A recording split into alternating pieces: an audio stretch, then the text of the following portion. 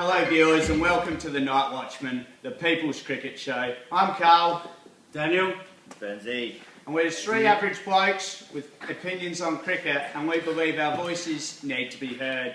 Now, first of all, what are we drinking here, boys? A bit of taste of defeat, it seems. Bitter. I'll tell you what. I hate this. Tastes like shit. I hate this. Tastes like shit. You know what we do need? Boys.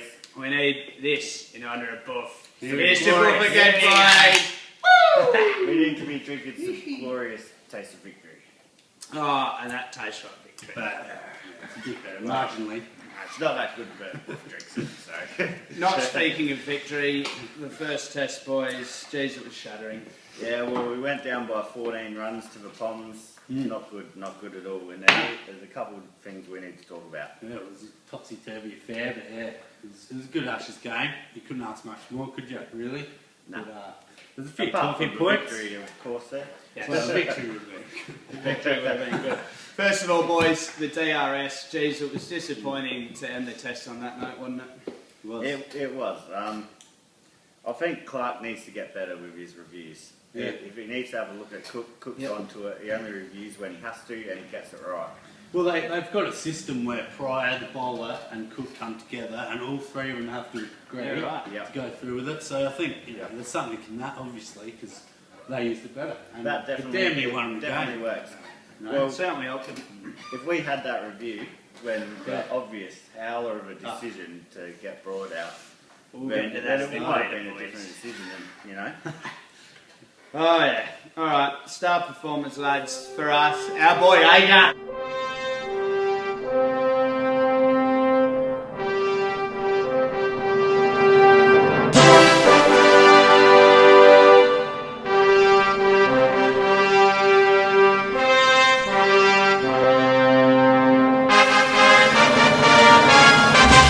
How good did he go?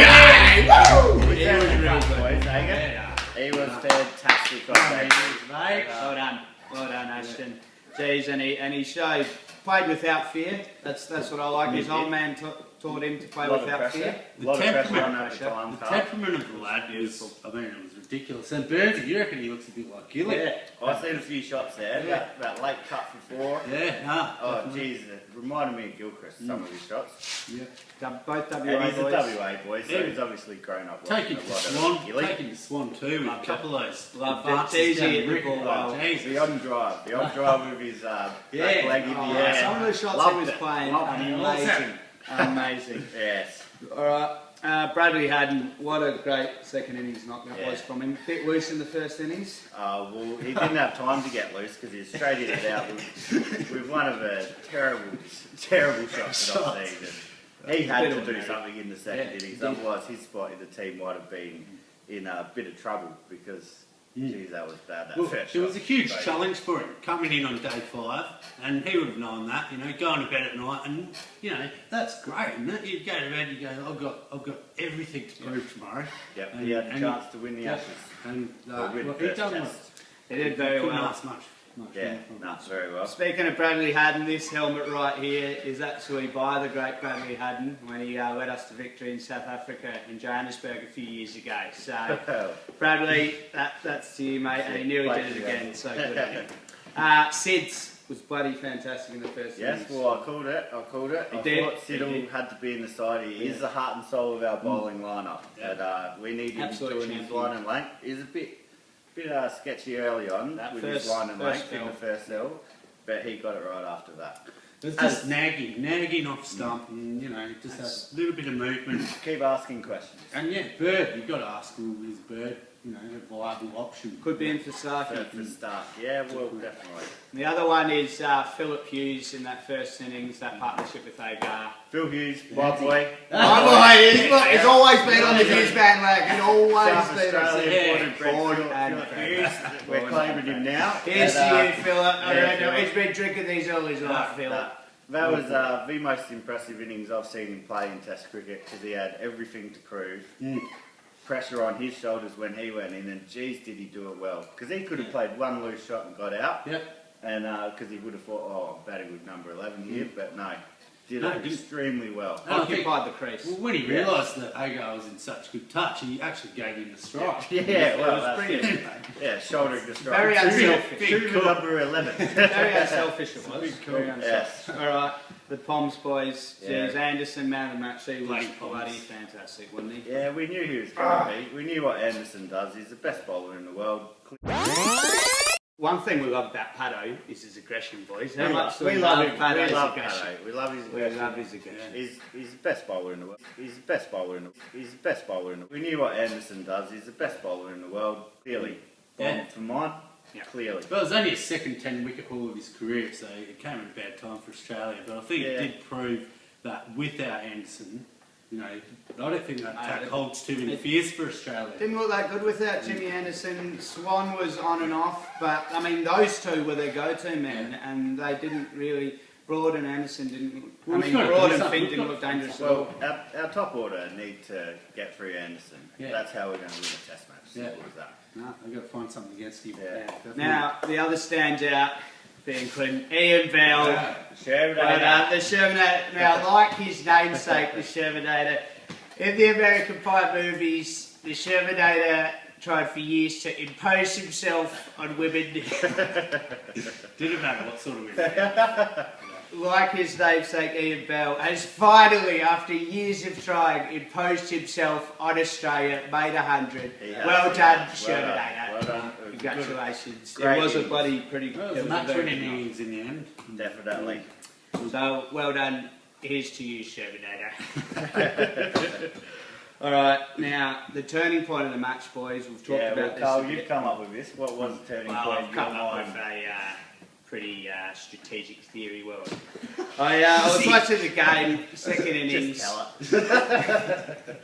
Bell and Pryor are in the old ball, and they're struggling to play up. Pryor's struggling to play up. It's doing a bit. It's reversing the old ball. Paddo was reversing. Agar was proving a bit tough, and they Agar looked was bowling dangerous. well. And the question was, do they take the new ball? 80 overs was up. 5 for 179, the Poms were then. They took the new ball. As soon as they did, Pryor loved it. Loved the bounce. Came off the bat. All of a sudden, he made 30 odd. We got him out, but then Broad came in and screwed us. But they ended up making 370, boys, from 5 for 179 to 370. And I think that decision to take that new ball there could have cost us. I'm not going to say a bad one. Maybe we were only one over. I mean, it's one only Agar. crack. Maybe we were only one Agar over short of getting that crucial wicket. Yeah. But it was always going to be a risk for new ball. Yeah, it was. It was always going to be a risk. And Clark takes risks as captain. He does. He does. He That's loves captain. having a crack. I'm not sure if it was really actually I can't a hold turning it. point. I can't hold it against him, but it did go not our way, obviously. Well, but the other turning point is obviously us using up all our DRS. Yeah. So, all right. So let's just forget about that. It's gone. Yeah. Second test, Yeah, boys. second test coming up this week. What do you reckon? Very exciting. The Poms have named an unchanged lineup. They'll probably go on with the same team. You would have thought. No, Finn, Yeah, yeah. what would they change the thing? I don't think I they don't. will. I think they'll go in the same. Apart from Bairstow, maybe drop him. But Maybe. Well, he's ugly. He is very Don't ugly. think you can drop well, him. he looked very uncomfortable out there. We'll get to Bairstow later, boys.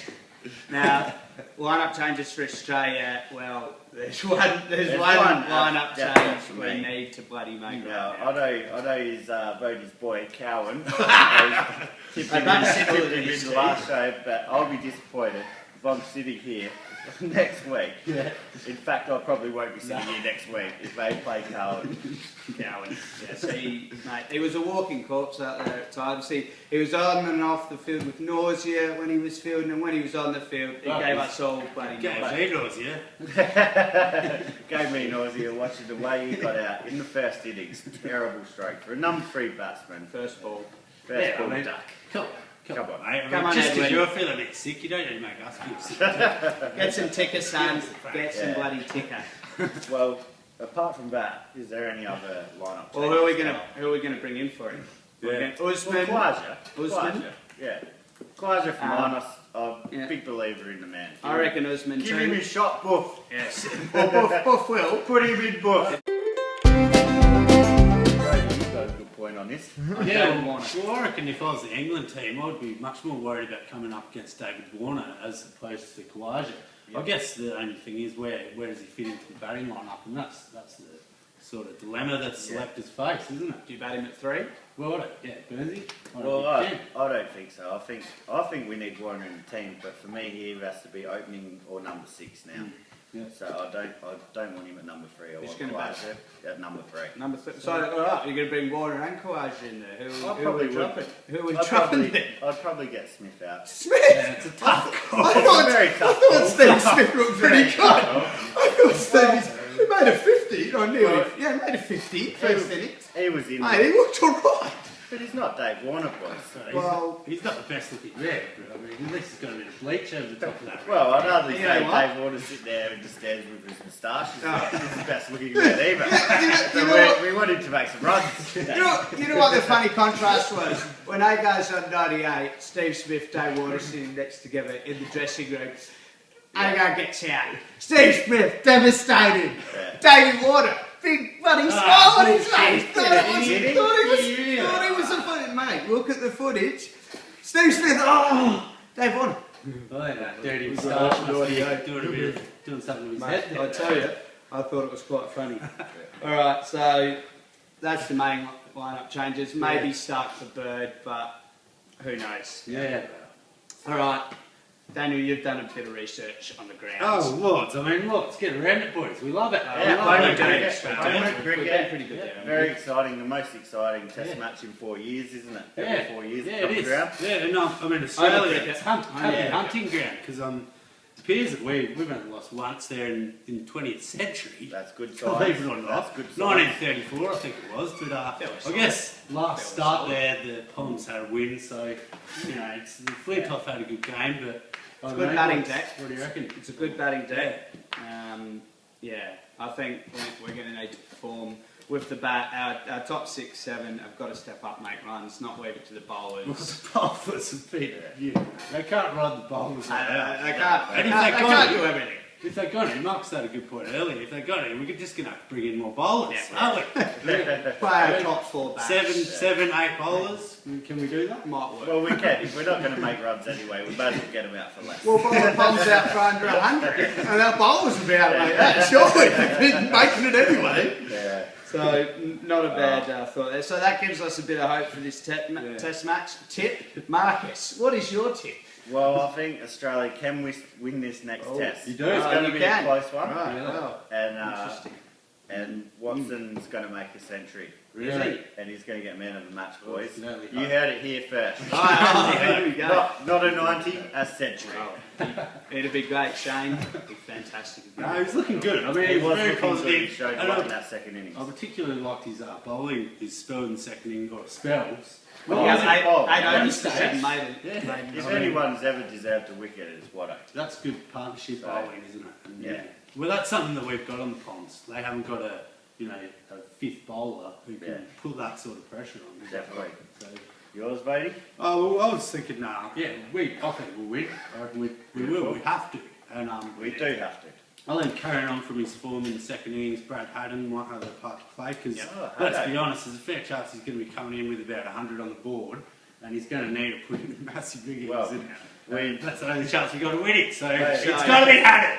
Beatty, I just sincerely hope you don't jinx him like Cowan when So he picked him the last innings. Bodie tips coward bad in that. Look what Yes. happens. He looks Yes. like a walking Please don't corpse jinx. out of the Well, field. if he has a bad game, I'm not tipping man of the match anymore, right? Yes. Carl, who have you picked, mate? Mate, I've got an apology to make too. Peter Siddle doubted you slightly at the start of the first I told test. you. How I told wrong you. I was. Sid, I'm so sorry, mate. You bowl your guts out for Australia, and geez, once you got going, son, you were amazing. And here's to Heart you, and soul, Peter Siddle. heart and soul, Heart and mate. soul, mate. Just gives it his all, rips into the palms. Love it. Does. Love it. So And he's and my you tip to be man. Oh, of so the match. yeah, And- he's- Dick turned around and someone just didn't want him in the team, isn't Well, but, yeah, exactly. We would have believed. And straight to win, Sid's to take 10. Yeah. Whoa! That's Here huge. we go. Nice. You heard it here on the note. Now, to one of the viewers' most favourite segments, we've had a lot of positive feedback from this segment. Ricky's tweet. Ricky! Just so happens. Just so happens. I've got another one.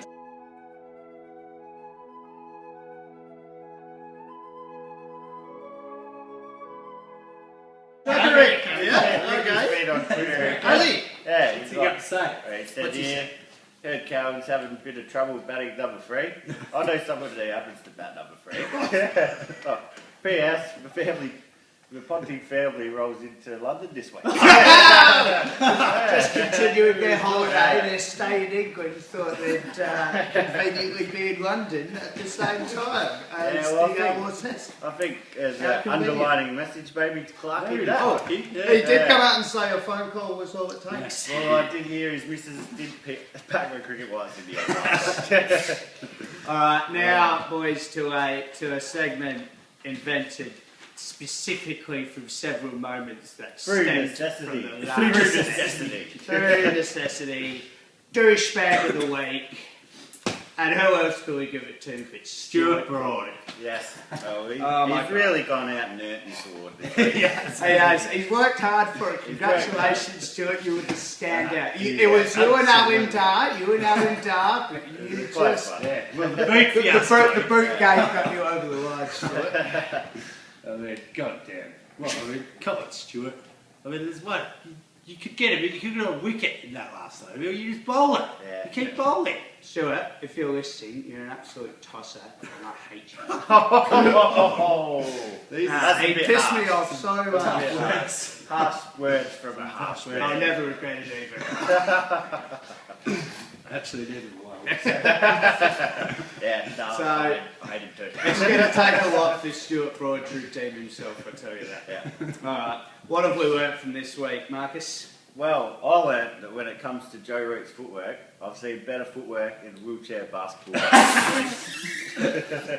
Cannot move around the crease this man. I don't think opening's his spot. Well, we opened him up, and you know, another low score or two. I mean, let's hope 2 low scores in the next test, and that becomes a problem. It really does. Oh, babyface Joe, his footwork's not close because his looks. Yeah, honestly, he looks like a 10-year-old out there.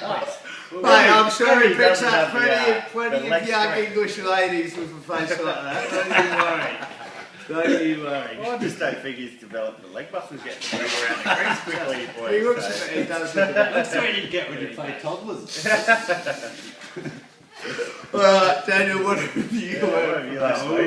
The public commentators, they got a bit delusional there. There was one point where Straussy was up and about, and he was comparing Pryor to Gilchrist. Prior to Adam Gilchrist, you have got to be kidding me.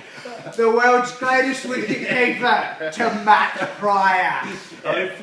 For one, I don't think Gilchrist is a knob at all. He's not a knob. And the other thing is, Gilchrist was actually born in the same country he represents. Unlike Pryor. Yeah. Of course. And you add that up with the fact that Gilchrist's got a full head of hair, and that's trifecta. You're wrong. Carl, tell me what you learned this week, mate. Well, I've learned that our boy from England, my boy, Johnny Bairstow, the one and only Johnny Bairstow. Well, who is he? He's even uglier on camera than those boys. I tell you what, that fair skin and those eyes. Those beady eyes. That's what gets me.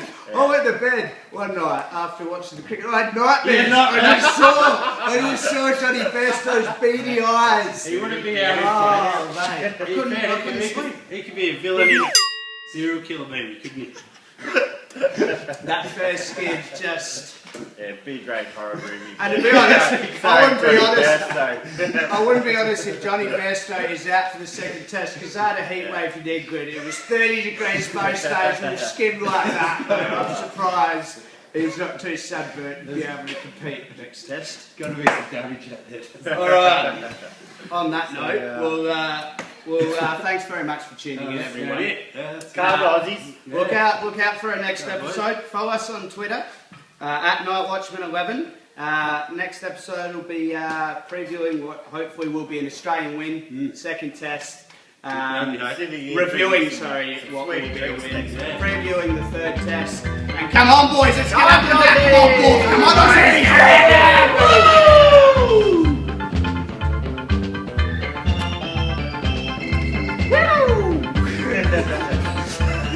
Woo!